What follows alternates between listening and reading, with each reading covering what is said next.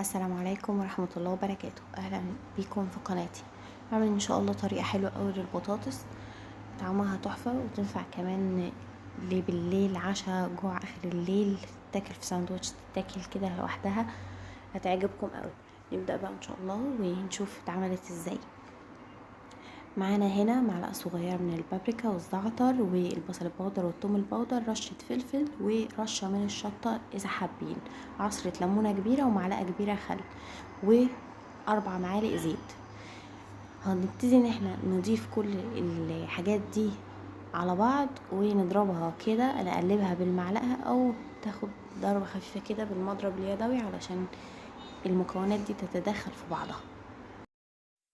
بعد ما قلبتهم كويس هنزل بقى بالبطاطس متقطعه بالشكل اللي انتوا شايفينه ده، اللي هي مش رفيعه قوي ومش تخينه قوي. وبعدين هبتدي ان انا اقلبهم علشان كل بطاطسايه تاخد من الخلطه دي.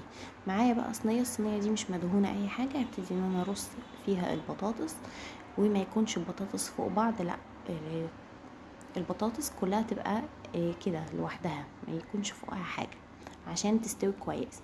وبعد كده هبتدي ان انا اوزع بقيه الخلطه دي على سطح البطاطس عشان برضو تدينا نكهة حلوة.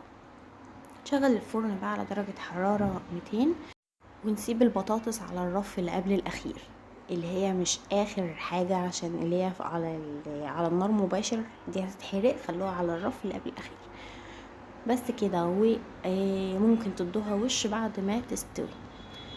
اخدت حوالي ساعة الا ربع او ساعة الا تلت. ده بقى البطاطس بعد ما طلعت.